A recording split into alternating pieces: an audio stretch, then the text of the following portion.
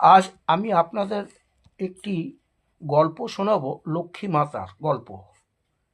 জানেন কি, মাতা লক্ষ্মী দেবী ধন সংক্রান্তি থেকে মকর সংক্রান্তি পর্যন্ত পুরী মন্দিরে থাকেন না। কিন্তু কেন? শুনলে অবাক হবেন। একদিন মাতা লক্ষ্মী দেবী বাপের বাড়ি যাওয়ার উদ্দেশ্যে বেরোলেন। প্রভু জগন্নাথ দেব দেখে জিজ্ঞাসা করলেন যে, আপনি মন্দিরে না থাকলে আমাদের কে দেখবে?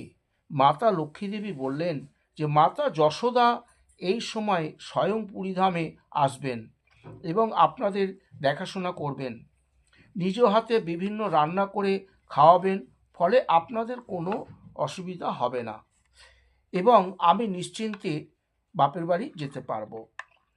এই কথা শুনে দেবী সুভদ্রা বললেন যে, হ্যাঁ দাদা, মাতা যশোদা আসবেন এবং আমাদের মোয়া চাপাটি করে খাওয়াবেন। তখন প্রভু জগন্নাথ দেব খুব খুশি হন এবং মাতা লক্ষ্মী দেবীকে বলেন, আপনি না মাতা লক্ষ্মী দেবী বলেন, আমি না আসা পর্যন্ত আপনারা 3 ভাই বোনের নিজেদের খেয়াল রাখবেন। তাই ধন সংক্রান্তি থেকে মকর সংক্রান্তি পর্যন্ত মাতা লক্ষ্মী দেবী এই মন্দিরে থাকেন না।